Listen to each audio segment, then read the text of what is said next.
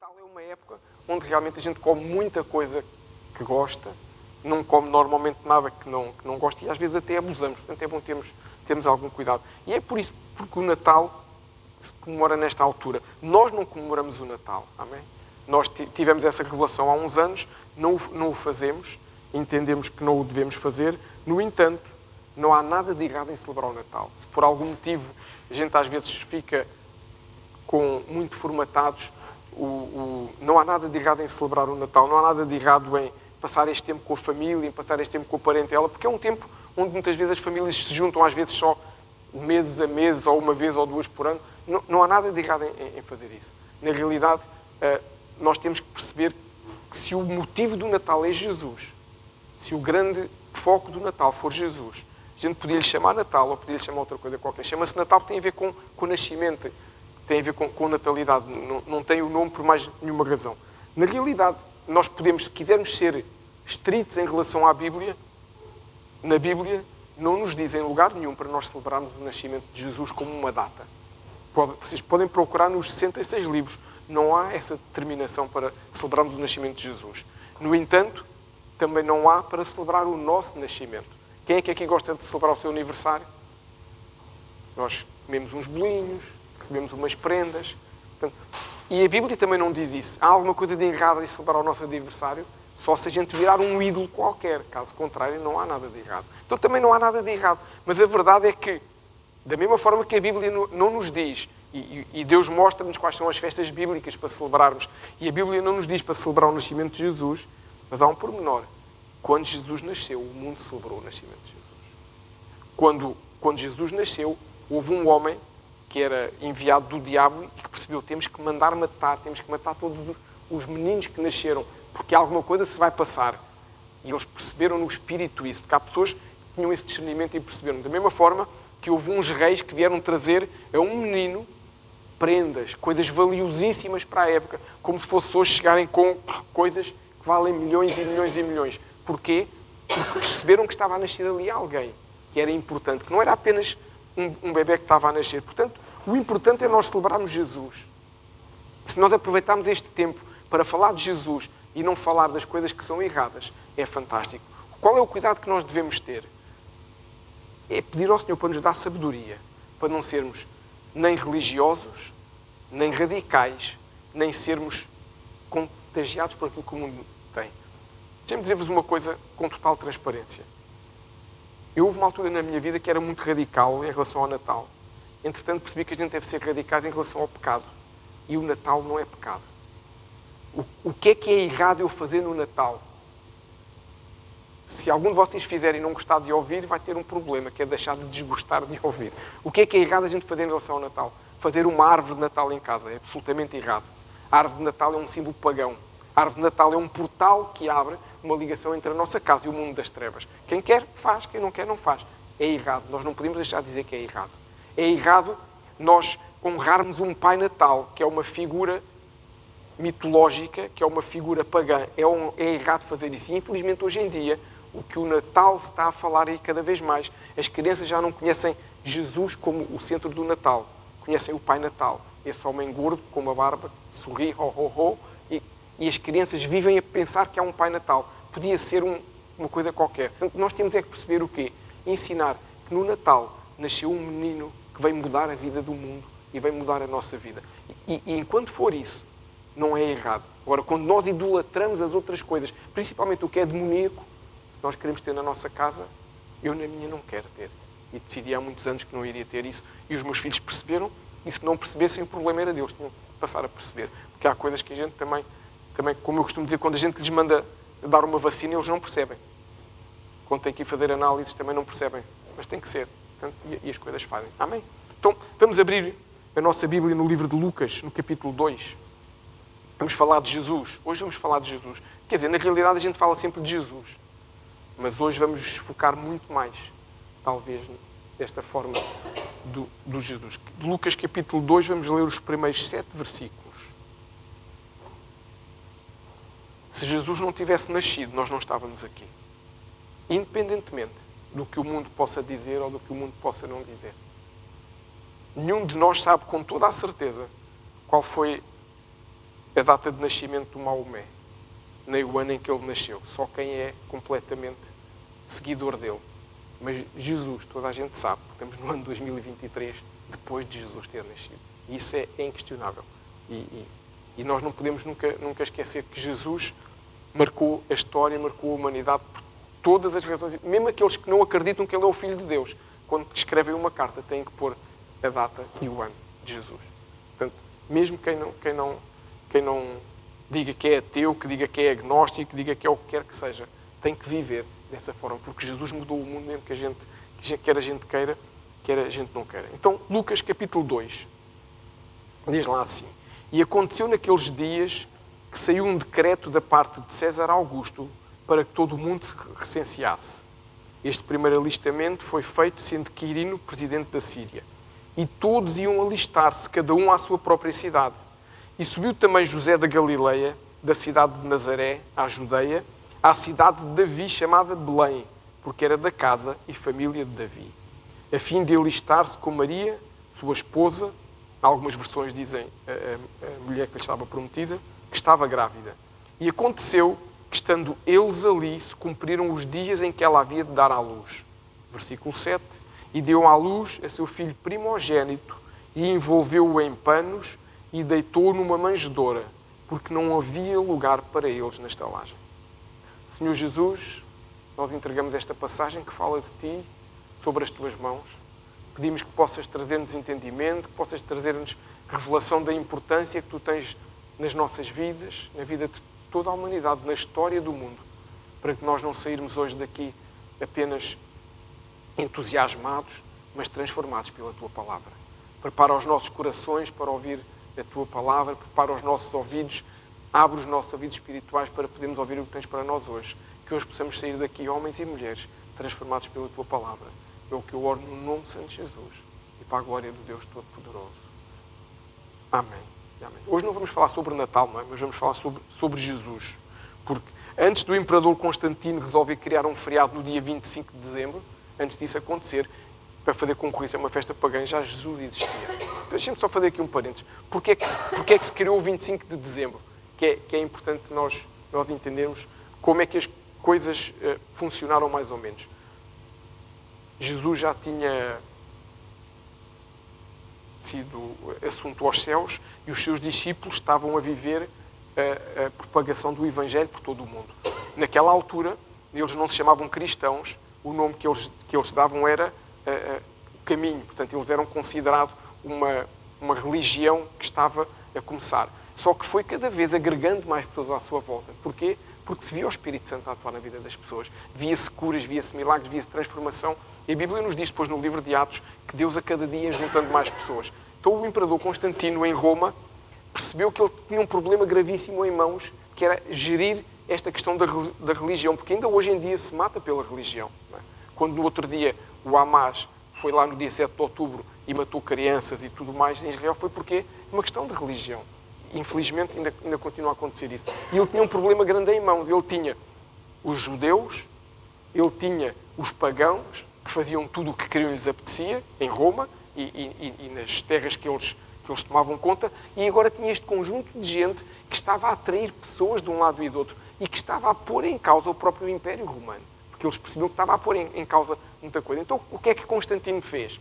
Constantino tentou fazer o 3 em 1, que foi, criou um lugar onde eles pudessem cultuar, porque inicialmente cultuavam nas casas, criou esse lugar, trouxe-os, nesse lugar mantinha os seus ídolos pagãos, e isto é o início do nascimento da Igreja Católica, Apostólica Romana, em que se consegue ter a palavra de Deus que eles tinham e não iam fazendo, incomodando-se com os ídolos. Porquê? Porque também eram ameaçados de morte, então isto foi acontecendo. E ao mesmo tempo, para ganhar algum poder, realmente no final do ano, celebrava-se uma festa pagã, que ainda hoje se celebra em muitas zonas do mundo, e ele resolveu decretar um feriado no dia 25, próximo do final do ano.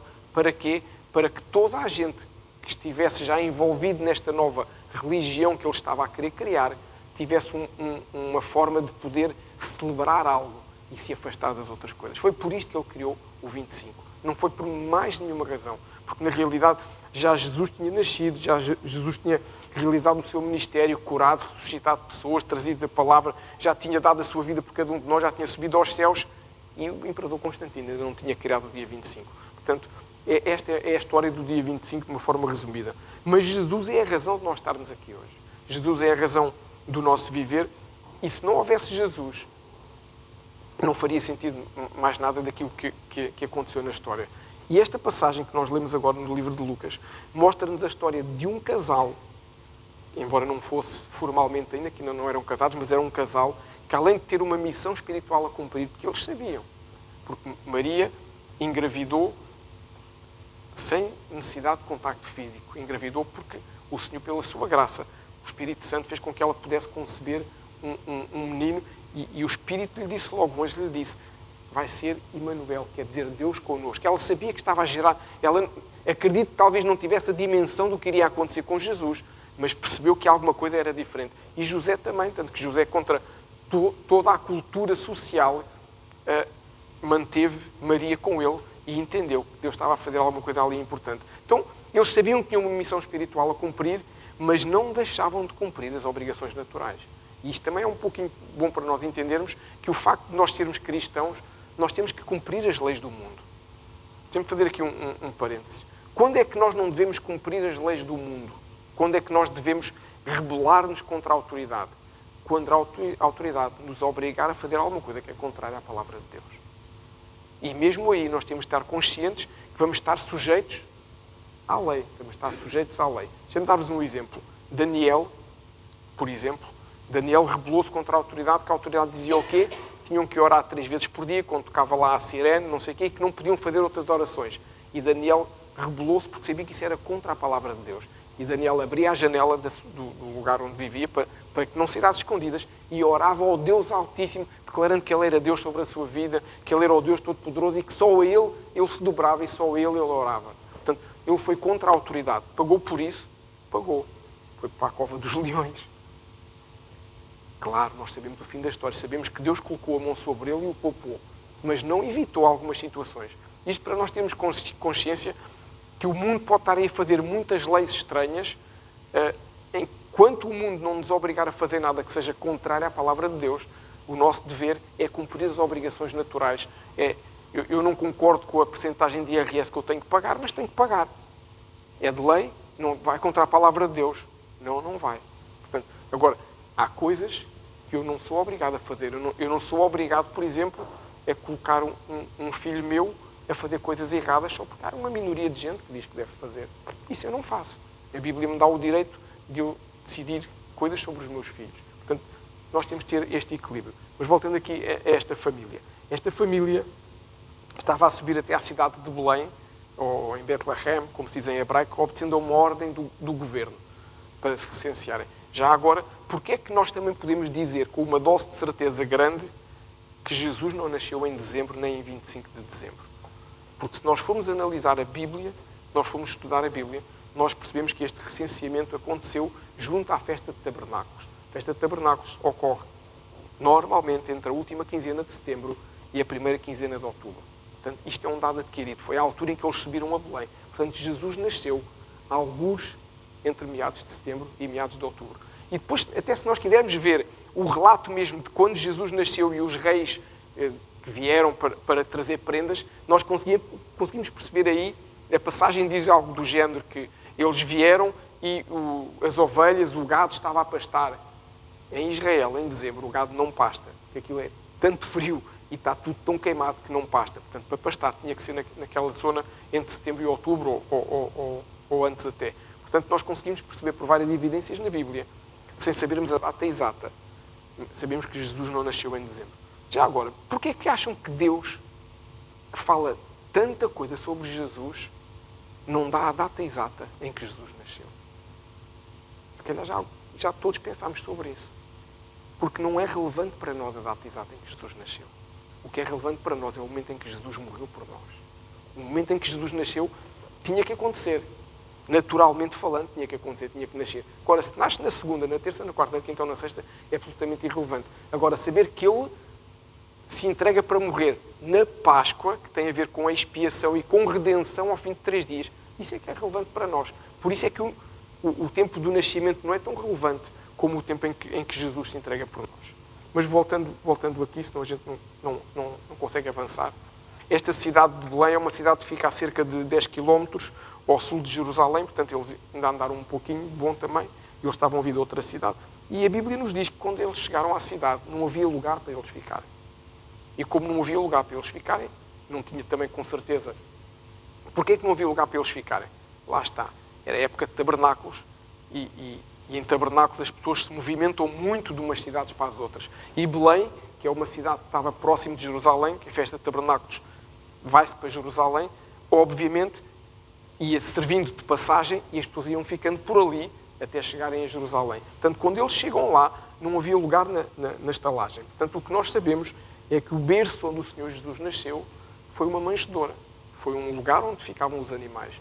E uma coisa que já podemos tirar desta passagem muito interessante para nós, que se calhar vai contra muita coisa de errada que se faz no mundo, é que Jesus nasceu sem ostentação nenhuma. Jesus não quer ostentação. Jesus nasceu numa manjedoura. Jesus quer corações puros, corações que sejam mudados. O dinheiro, as posses, as riquezas, essa ostentação que muitas vezes se faz é absolutamente irrelevante para Jesus. Mas há uma frase no verso 7 que nos chama a atenção, que diz porque é que eles foram para uma manjedoura. A Bíblia nos diz lá no verso 7 porquê. É porque não havia lugar para eles na estalagem.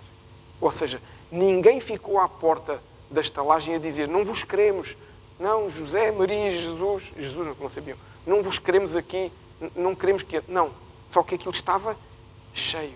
E eles não disseram que não queriam receber, eles não ficaram à porta, à entrada da cidade a dizer não entrem. Não, eles não fizeram nada disso. O resultado é que estava cheio. E como estava cheio, não havia lugar para Jesus nascer de uma forma condigna. Nós hoje, todos nós que já temos filhos e os que ainda vão ter, a gente tenta arranjar o melhor lugar para eles, o melhor hospital, o melhor médico. Tentamos criar as melhores condições para eles. E naquela altura, os pais queriam com toda a certeza criar a melhor condição para ele, mas não houve essa possibilidade. Só que não haver lugar é diferente de não querer receber, ok? Embora o resultado prático seja o mesmo. Não houve lugar. Jesus não entrou. Jesus não foi recebido. Como é que nós podemos aplicar esta passagem hoje nas nossas vidas? Lembram-se que há 2 semanas ou 3 fomos ministrados sobre o bom samaritano, não é? Aprendemos o quê? Que Jesus é o bom samaritano, que a igreja é a estalagem e que o hospedeiro é o Espírito Santo. Então, se nós, pegando nesta visão profética, o que é que impede hoje Jesus de ser recebido na estalagem que é a igreja? Por exemplo, hoje nós temos montes de lugares. Jesus poderia vir? Claro, a Bíblia nos diz que onde estão 2 ou 3 reunidos em seu nome, Jesus se faz presente no seu meio. E mesmo que estivesse cheia, é a casa de Jesus. Jesus pode sempre entrar.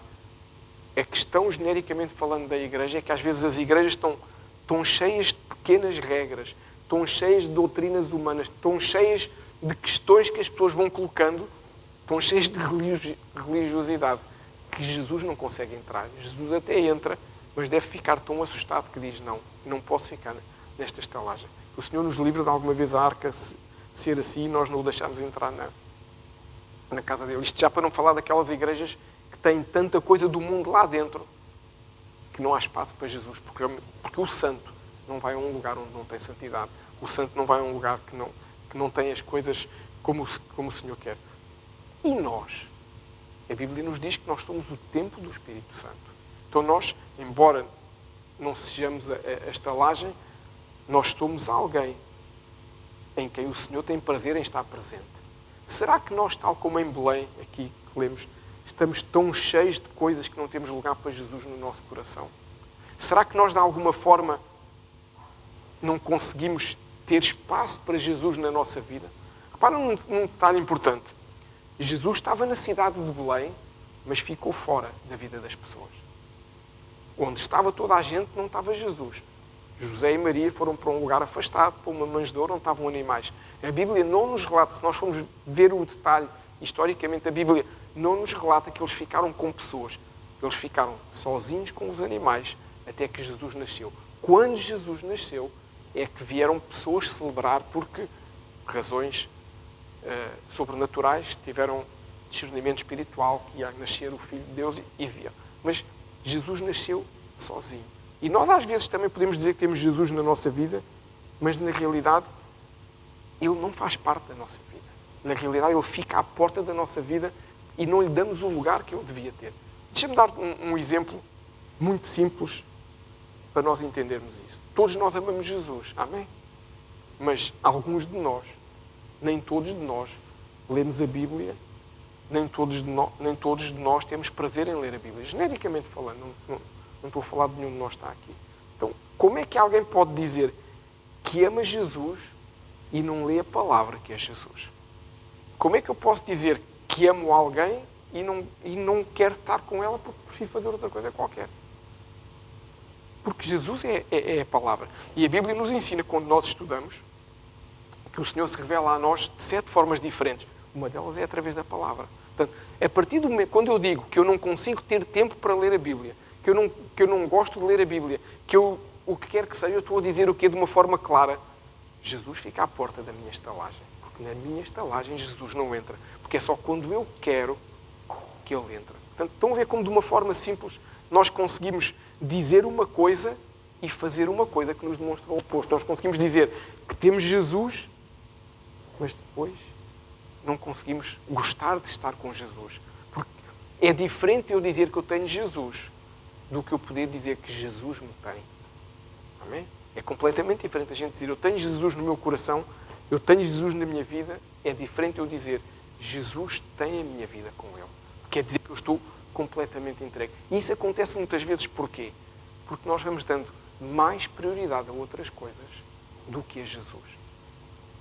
Deixem-me falar uma coisa que nós vamos com certeza entender. Foi errado aquela estalagem estar cheia e não havia lugar para Jesus? Não. As pessoas chegaram primeiro. Naquele tempo não havia reservas online, mas quem chegou primeiro foi ocupando o lugar.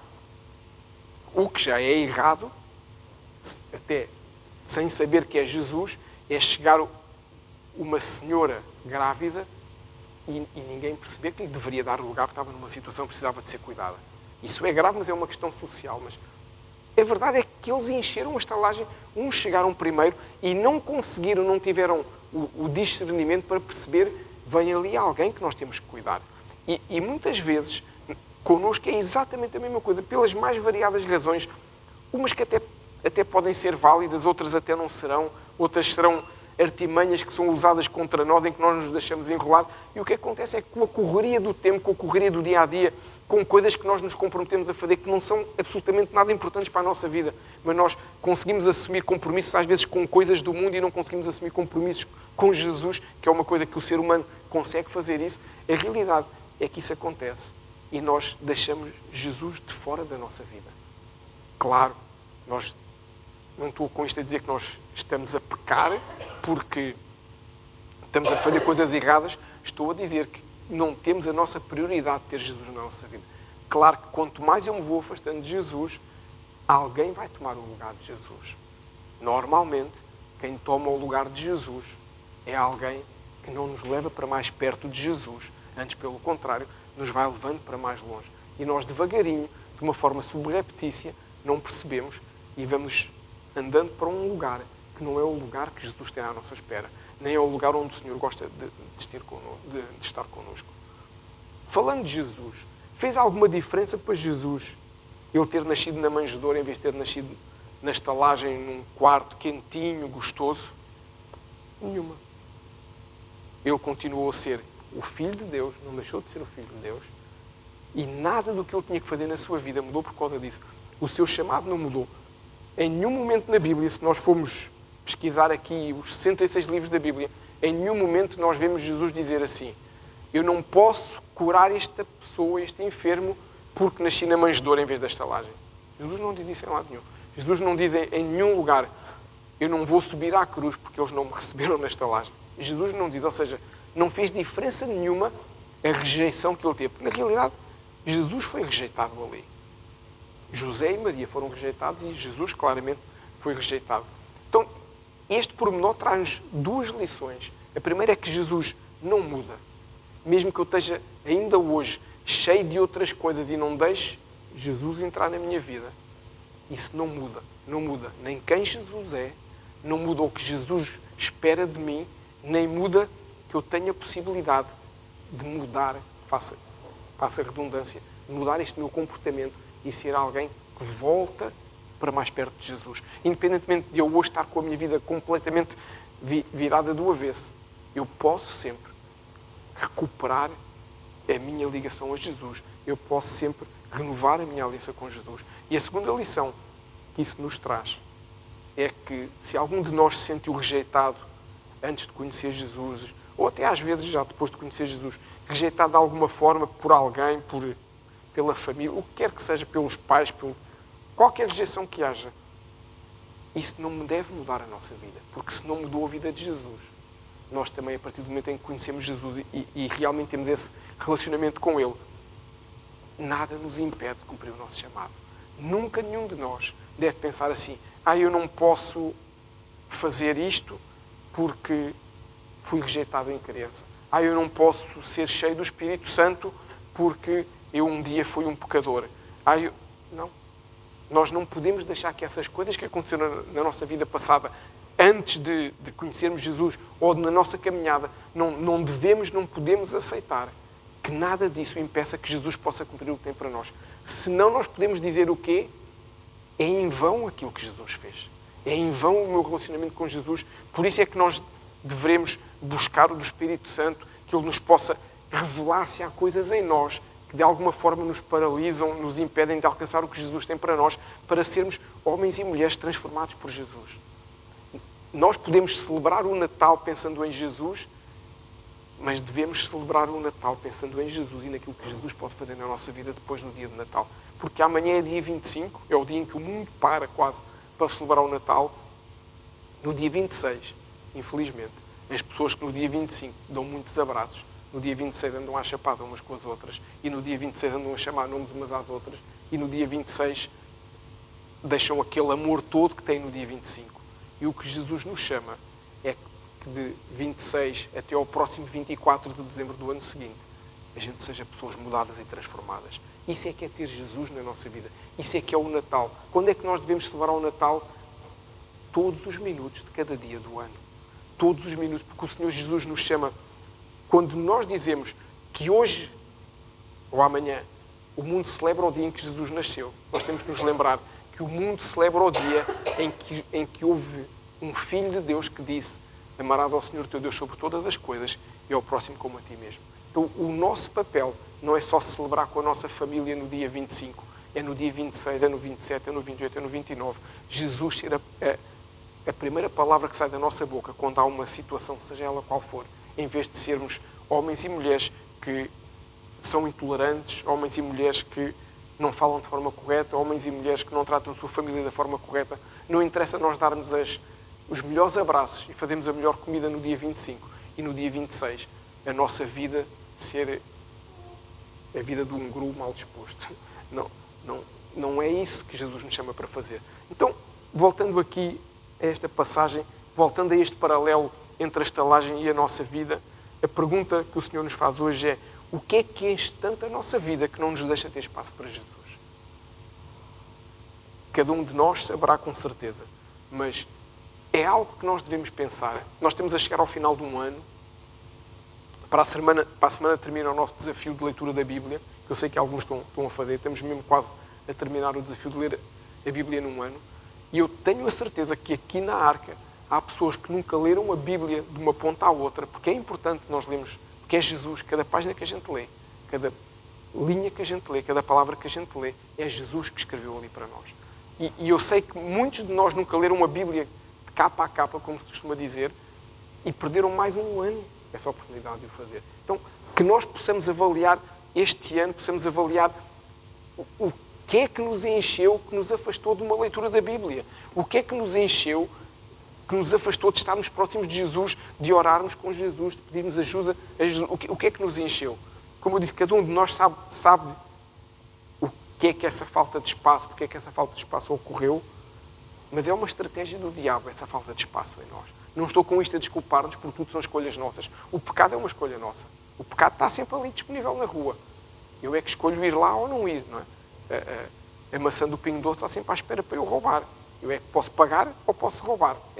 São tudo decisões nossas. Se há uma coisa que nós podemos ter a certeza, é que o diabo nem peca por nós, nem nos obriga a pecar. Condiciona muitas vezes a nossa vida e vai-nos superando coisas para nós tomarmos as decisões erradas. Mas a decisão é sempre nossa.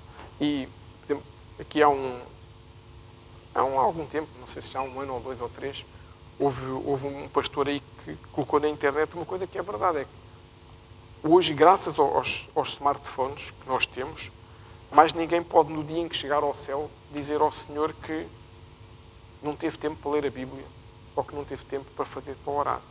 Porque Deus vai ao telemóvel e vê quantas horas, quantos dias, quantos meses gastou no Facebook, gastou no Instagram, gastou no YouTube, gastou nos TikToks da vida. Portanto, hoje, nenhum de nós pode, com propriedade, chegar ao pé do marido, ou chegar ao pé da esposa, ou chegar ao pé do pai, ou chegar ao pé do filho e dizer: eu não tenho tempo para ler a Bíblia durante um ano, eu não tenho tempo para ler 20 minutos da Bíblia todos os dias. Porque a gente vai ao telemóvel e vê o uso que se dá.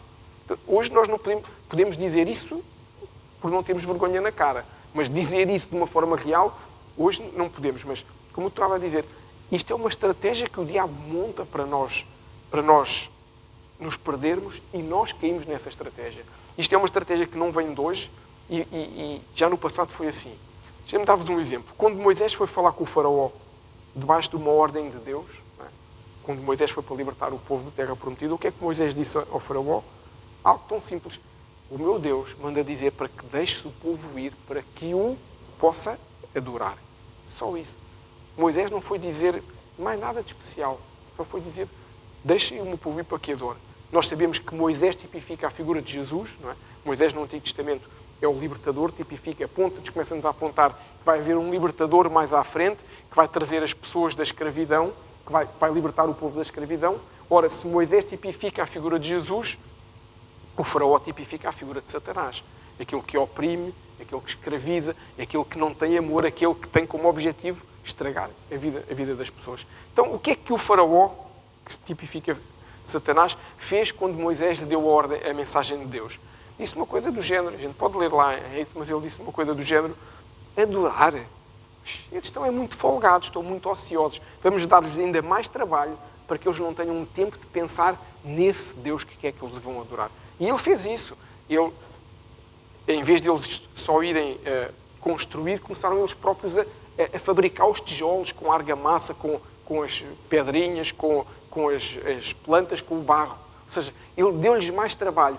E é isto que muitas vezes o mundo faz, porque a estratégia é a mesma e quem gera o mundo é o diabo. Amém? O diabo realmente controla as finanças. O diabo controla o mundo porque o homem, e hoje não vamos entrar nisso, entregou-lhe essas chaves do mundo quando caiu no Éden. Portanto, a estratégia é o quê? É encher-nos de atividade para que nós não termos espaço para receber Jesus. Às vezes a atividade é demasiado trabalho e nós, com a perspectiva de uma carreira, do que quer que seja, nós trabalhamos, nem temos tempo para a nossa família, não temos tempo para nada. E depois, outra vez, o oposto disso é: como eu trabalho muito, então eu preciso de lazer para compensar o meu excesso de trabalho. Preciso me distrair para compensar o excesso de trabalho. Então eu gasto muito tempo a trabalhar e depois muito tempo a divertir-me com a minha família ou sozinho no meu tempo de lazer. E Jesus fica à porta da estalagem. Porque eu ou gastei a minha energia toda no trabalho ou gastei a minha energia toda na diversão. E nós temos que perceber que esta estratégia é algo onde nós temos que sair dela. E é difícil. Eu no outro dia estava a falar com alguém por causa de uma outra situação. Mas é mais ou menos semelhante. Quando nós estamos a rolar na roda, quando nós estamos a rodar na roda, nós não conseguimos perceber que a roda nos está a matar. É como o hamsterzinho que anda naquele coisinho. Ele acha que aquilo é a vida dele. Se ele tivesse a oportunidade de sair daquela rodinha e perceber que ele só anda porque o ser humano está ali a vê-lo, ele saía da rodinha e ele ia comer na mesma. Ele ia viver na mesma e ia morrer na mesma no dia dele. E nós, às vezes, estamos nessa roda viva de tal maneira que não conseguimos perceber que aquilo nos está a tirar a vida. Eu não estou com isto a dizer que nós deixemos de trabalhar nem de nos divertir. Eu estou a dizer que nós temos de ter equilíbrio e bom senso. E Jesus não ser a última opção da nossa vida, mas ser a primeira opção. Porque quando nós temos Jesus como a primeira opção, quando nós trazemos Jesus para dentro da estalagem, nós passamos a ter equilíbrio em vez de falta de equilíbrio. Passamos a ter bom senso em vez de ter más decisões. Porque Jesus nunca nos rouba o espaço que nós temos para a nossa diversão, nem para o nosso trabalho. Jesus ajuda-nos a ter o equilíbrio emocional e principalmente espiritual para tomar as decisões certas. Porque quando nós estamos no meio da engrenagem, e eu sei daquilo que eu falo, que já houve alturas na minha vida que trabalhava para aí, umas 18 horas por dia, e eu lembro, houve uma altura, o João era pequenino, estava numa fase que trabalhava, sei lá, nem sei quantas horas, dia de noite. Não sei se vocês se lembram, há muitos anos atrás, para aí há 17 anos atrás, alguns nesta altura, entre dezembro e janeiro, alguns não têm idade para se lembrar, houve um dia que nevou em Lisboa, durante a tarde. Eu, nesse dia, estava a brincar com o João no corredor, lembro que fosse hoje, ele estava a brincar em cima de mim e eu adormeci a brincar com ele no chão. Quando dei por mim, já não percebi onde é que eu estava, porque eram tantas noites a trabalhar, era tanta coisa, para quê? Para construir uma carreira que não vale rigorosamente nada. E a gente às vezes embrulha-se nessas coisas e faz tanta coisa e esquecemos de Jesus e esquecemos da nossa casa. Mas Jesus é quem nos traz o equilíbrio. Então a gente tem que perceber que temos que ter sempre tempo para Jesus. É aquilo que nós costumamos ensinar, como é que deve ser a divisão do nosso tempo. Em primeiro lugar, Deus na nossa vida. Em segundo lugar, o nosso cônjuge, que é com ele que nós temos uma aliança. Em terceiro lugar, os nossos filhos, que são a herança do Senhor na nossa vida. Em quarto lugar, lá vai o dedo difícil, o nosso sustento, que nós temos de trabalhar. E depois vem a igreja. Tem que haver equilíbrio entre estas coisas todas. Mas Deus, Jesus tem que estar sempre em primeiro lugar. Sem Jesus nós não temos esse equilíbrio. E Jesus ajuda-nos a ter o equilíbrio. Mas o mundo, o excesso de atividades, porque a gente às vezes, além de um trabalho, ainda conseguimos meter-nos noutra coisa qualquer, ainda conseguimos fazer outra coisa qualquer, e se rouba-nos o quê? Rouba-nos o tempo para a família, muitas vezes, que é importante, que a família é algo que tem que ser acarinhado e que tem que ser gerado também, e rouba-nos muitas vezes o tempo para Deus. Porque nós, com certeza, já todos pensaram, como eu muitas vezes também pensei, eu não vou orar hoje, mas eu amanhã oro mais tempo. Hoje estou tão cansado, hoje não consigo ler a Bíblia, amanhã leio 3 capítulos em vez de 2. E se calhar a gente no outro dia até se porta bem e cumpre e lê 3 capítulos em vez de 2. E se calhar em vez de orar meia hora, oramos 1 hora no dia seguinte. Só que eu perdi naquele dia a possibilidade de estar com Jesus. E nós, enquanto nós não percebermos a importância que é estar com o Rei, nós não conseguimos perceber o que é perder 10 minutos da presença do Rei por outra coisa qualquer. E se nós não vemos as coisas desta maneira, se nós nunca vimos desta maneira, se nós nunca percebemos que tem que haver equilíbrio, é muito fácil nós deixarmos ludibriar pelas coisas do mundo, é muito fácil nós deixarmos que Jesus não entre na nossa vida. Mas a verdade é que Jesus não desiste de nós. Mesmo que tudo o que nós tínhamos feito até ontem tenha sido esta roda viva em que temos tempo para tudo, menos para Jesus. Hoje as boas novas que o Senhor nos traz, não porque é Natal, mas porque as boas novas de Jesus estão sempre vivas, é que o Senhor Jesus nos diz que Ele não desiste de nós. E nós em Apocalipse temos o Senhor Jesus, em Apocalipse 3, acho eu, fala na carta que Ele manda à igreja da Laodiceia, Ele diz, eis que eu estou à porta e bato. Aquele que abrir, Ele entrará e se irá com Ele. Então Jesus está-nos a dizer, e Jesus não está a falar para quem não o conhece. Eu sei que muitas vezes esta passagem é usada de uma forma evangelística. Jesus está a dar uma carta a uma igreja. Portanto, é a quem o conhece.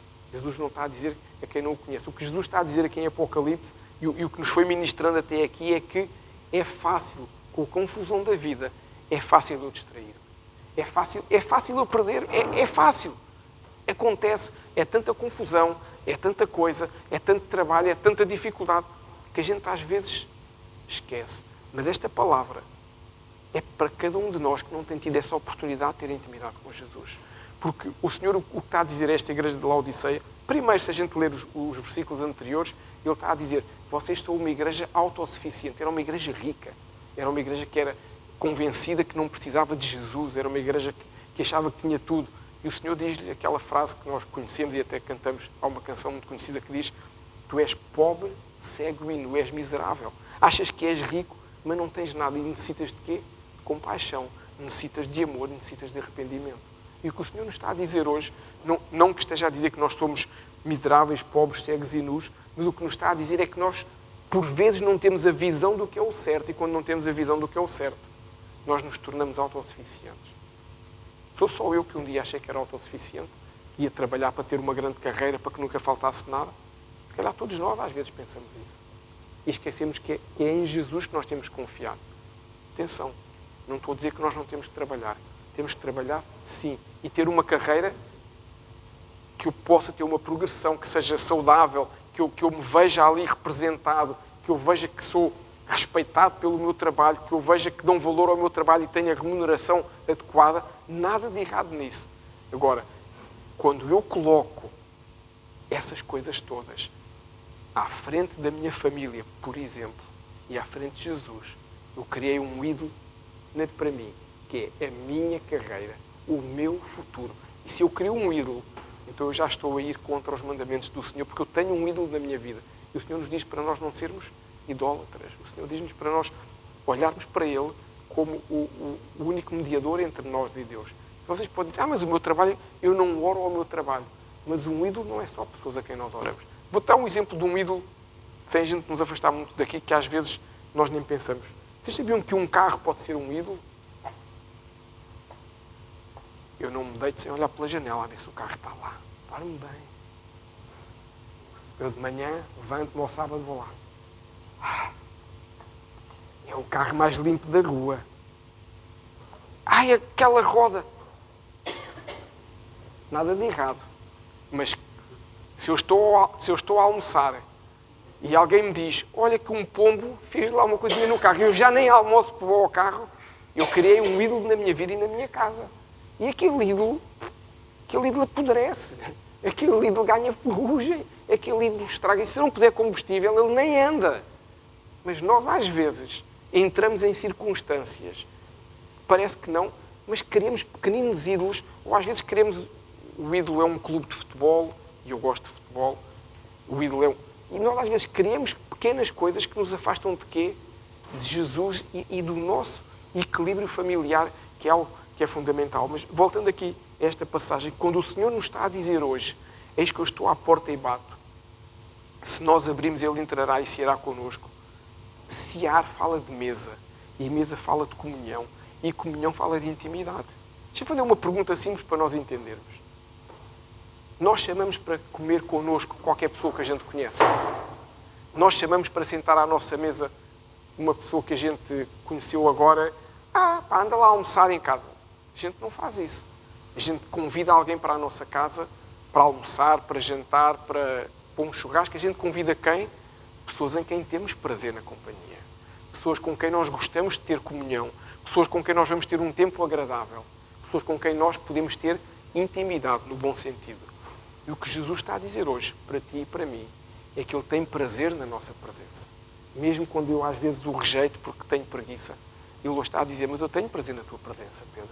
Mesmo quando tu dizes que hoje não oras e que fica para amanhã, eu amanhã vou ter prazer na tua presença. Eu espero por ti.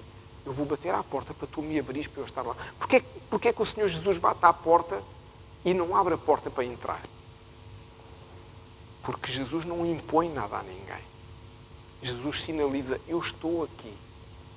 Mas nós temos que tomar essa decisão. Porque quando nós tomamos uma decisão de escolher Jesus, nós estamos de uma forma quase imediata a dizer, eu deixo uma coisa qualquer que não era bom para mim, para escolher aquilo que me faz bem. Por isso é que o Senhor Jesus fala isso, que quer ter intimidade connosco.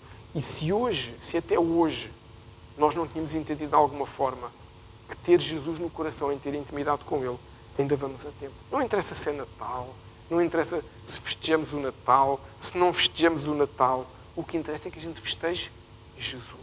O que interessa é que eu hoje, se eu vou estar com a minha família à noite, ou com pessoas muito chegadas a mim, com a minha parentela, porque se juntam para fazer o Natal, que eu possa lá estar presente para eu festejar Jesus com essas pessoas. Que a gente tenha sabedoria, se vamos estar com pessoas que não acreditam em Jesus, que a gente não tente, perdoem-me a expressão, impingir Jesus a ninguém. Que é horrível. Eu já passei por isso quando não era crente. é uma coisa que nos desgasta e que não leva a nada. Que nós possamos ter a sabedoria de, em tudo o que nós fizermos, demonstrarmos, acima de tudo, o amor de Jesus. Que a gente seja capaz de demonstrar o amor de Jesus na forma como servimos a alguém, na forma como damos um abraço. Claro, se nós formos ousados a esse ponto, que quando a gente dá um abraço a desejar Feliz Natal, que a gente possa dizer que o Senhor Jesus te abençoe. Ainda ontem estava a falar com a minha irmã ao telefone, e a minha irmã não é crente, mas ligou-me, até ia no carro, e falámos das coisas comuns, não sei o quê, que ele já me tinha ligado, eu não tinha conseguido responder, porque realmente a correria é tanta, e não sei o quê. E terminámos e eu disse, que o Senhor te abençoe. Porque é algo que tem que sair da nossa boca. É algo que nós, às vezes, temos que ganhar essa ousadia. Estamos com alguém da nossa família ou da nossa parentela que não é crente, que às vezes até pode zombar, que nenhum de nós entra em discussão. Cada um que semeia, cada um colhe. Não é porque eu estou com alguém que está a zombar de Jesus, eu vou fazer o quê? Entrar numa discussão? Para quê? Isso não muda nada. Agora, que eu possa ter uma posição firme se alguém zomba de Deus ou de Jesus na minha presença e dizer, isso não é verdade, tens direito à tua opinião, isso não é verdade e agradeço-te que à minha frente não faças isso. E se a pessoa quiser fazer, faz. Entrar em discussões, a gente não ganha nada com isso. O que a gente ganha é, com essa pessoa, quando a gente lhe dá um abraço, dizer que o Jesus que tu não gostas te abençoe. Porque é Ele que pode abençoar. E essa ousadia que nós podemos ter, isso é que é celebrar o Natal. É ter Jesus em cada coisa que a gente faz, em cada momento em que nós estamos juntos. Porque, como eu disse há pouquinho, o Natal não é somente amanhã, o Natal é nós festejarmos todos os dias. E eu asseguro-vos uma coisa, porque a Bíblia nos assegura isso. A Bíblia assegura-nos que se nós formos testemunhas de Jesus, o mundo é impactado. O Senhor Jesus nos diz lá em Mateus 28, quando nos chama para a grande comissão, que é para nós levarmos o seu Evangelho a toda a terra, fazermos discípulos de todas as nações, batizando-nos em nome do Pai, do Filho e do Espírito Santo. Jesus nos chama para sermos suas testemunhas. Ser testemunhas é em todo o tempo, seja na noite de Natal, seja no dia de aniversário de alguém que não conhece Jesus. Que a nossa boca possa abençoar. Porque, como dizem em Deuteronômio, a nossa boca pode servir para abençoar ou para amaldiçoar. Quando eu tenho uma palavra errada com alguém, mesmo que essa pessoa tenha feito uma coisa errada, eu não estou a abençoar. Então a minha boca está a ser usada como uma coisa má. Porque se eu não estou a abençoar, eu posso não ter a noção que estou a amaldiçoar alguém, mas se estou a tratar mal alguém, se estou a usar uma palavra incorreta, o que quer que seja, na realidade eu estou a deixar no coração dessa pessoa não uma marca de Jesus, mas uma marca do mundo, porque o mundo é que faz dessa forma. Agora, se alguém me trata mal, ou tem um comportamento que não é adequado, e eu, quando me despeço dessa pessoa, ainda digo que o Senhor te abençoe, eu estou a deixar a marca de Jesus no coração dessa pessoa. Mais tarde ou mais cedo, há de haver um dia em que a vida dessa pessoa vai lhe trazer à memória o dia em que eu ou tu lhe dissemos que Jesus te abençoe. E isso faz toda a diferença na vida de cada um. E é isso que muda o mundo. E que hoje, neste tempo, nós possamos mudar as nossas mentes, que nós possamos mudar as nossas prioridades, principalmente que a gente possa pedir ao Senhor para entrar na nossa vida, passear connosco, para fazer morada em nós e para nos ajudar a sair da roda viva em que muitos de nós andamos. Eu sei que muitos de nós acordamos, ainda não há luz, e chegamos a casa quando já não há luz também. Então, com esta mudança da hora ainda mais fácil é. Eu sei que às vezes não conseguimos ter ânimo para nada. É chegar a casa, é fazer uma refeição, arrumar as coisas e dormir, porque amanhã temos a mesma coisa, que é preparar as crianças. E eu sei que é difícil, porque o dia só tem 24 horas. Mas se cada um de nós fizer uma pequenina introspeção do tempo que gasta durante o dia, nós conseguimos gastar alguns minutos com Jesus. E o que eu tenho a certeza, porque a Bíblia assim o diz, e aconteceu comigo, é que o que eram no início pequeninos minutos, ao fim de algum tempo vai-se dilatando. E ao fim de algum tempo eu consigo perceber que há coisas onde eu estou a gastar o tempo que não são absolutamente necessárias para a minha vida. E quando eu estou com Jesus, eu saio de lá uma pessoa diferente. Eu saio de lá uma pessoa revigorada. Ainda esta semana, quem está aqui no módulo 2, que está a fazer o módulo 2, sabe que nós falámos sobre isso. De como nós ficamos diferentes quando oramos menos, de como nós ficamos mais sensíveis e pessoas diferentes em várias áreas da nossa vida. quando nós oramos mais, quando estamos mais perto de Jesus. Porquê? Porque Jesus é vida. E por maiores dificuldades que hajam lá fora, o Senhor Jesus nos diz é que o jugo dele é suave e leve. E eu prefiro, abstraindo até de uma perspectiva espiritual, eu prefiro estar junto de alguém cujo jugo é suave e leve do que estar junto de quem me oprime. Pensa assim comigo. Qual é a opção fácil de tomar? É eu estar com alguém que me oprime e que me trata mal, ou eu estar com alguém que me trata bem e que me dá a possibilidade de eu viver de uma forma diferente? É uma questão de eu escolher de uma forma simples. Ou ser oprimido pelo faraó, ou ser liberto por Moisés, que tipifica Jesus. Essa opção é simples de tomar. E que neste tempo em que nós estamos a chegar até ao final do ano, nós possamos ser capazes de redefinir as nossas vidas e capazes de entender a importância que nós temos de mudar. Amém? Podemos ficar de pé para terminarmos.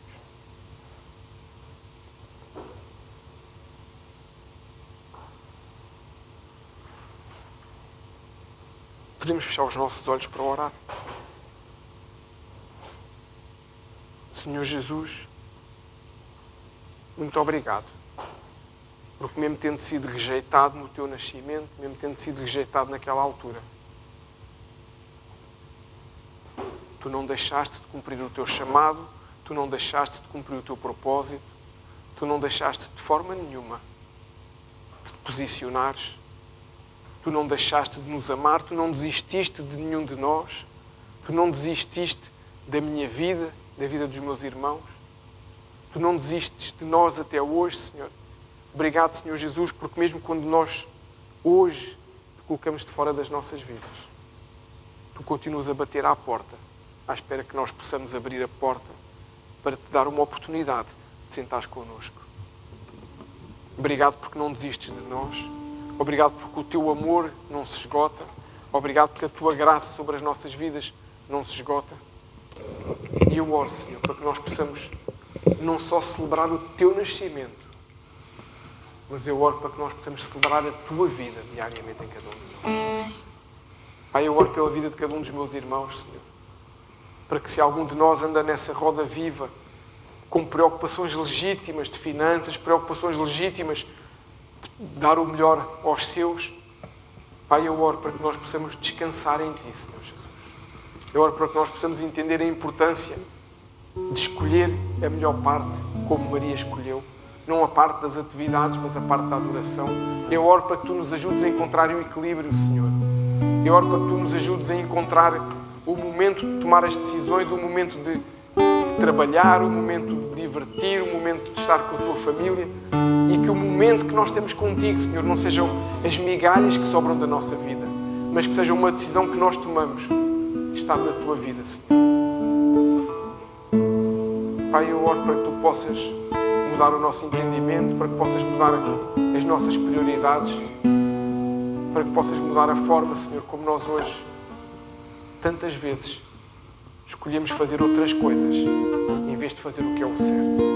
Senhor, nós louvamos e bendizemos o Teu nome, Te damos graças, Te damos glória por quem Tu és, Te damos glórias por tudo o que Tens feito na nossa vida, Senhor. Muito obrigado, Senhor Jesus, porque subiste àquela cruz por cada um de nós. Muito obrigado, Senhor Jesus, porque escolheste não desistir de nós. Paizinho, eu oro que se algum de nós ainda está oprimido pelos valores do mundo, que hoje possa ser liberto na autoridade do nome de Jesus. Que não haja na nossa mente nada que nos afaste de Ti, que não haja nas nossas decisões nada que nos afaste de Ti. E se tomarmos decisões erradas, Deus, que hoje possa haver arrependimento da nossa parte e hoje nós possamos decidir escolher Jesus, escolher esse menino que Tu enviaste um dia e que, como um cordeiro santo, foi entregue no sacrifício daquela cruz por mim e por cada um de nós, para termos vida e vida em abundância. Eu oro, Senhor, para que essa vida e vida em abundância seja real na nossa vida. Eu oro, Senhor, para que a Tua provisão seja real na nossa casa. Eu oro, Senhor, para que nós possamos ter o discernimento saber escolher o certo e o errado, saber escolher a vida secular certa e a errada. Eu oro, Senhor, para nós termos o discernimento de não vermos apenas o que nós achamos que é bom, mas colocarmos a Ti, Senhor, se as nossas decisões profissionais estão boas, se as nossas escolhas são as corretas, ou se pelo contrário, são escolhas que nos vão afastar de Ti, que nos vão levar para longe de Ti, Senhor. Que nós possamos escolher um lugar de unidade contigo, nós possamos escolher um lugar de intimidade contigo, que nós possamos escolher um lugar de ceia contigo e um lugar de comunhão contigo, Senhor. Fala aos nossos corações nesta manhã, Senhor.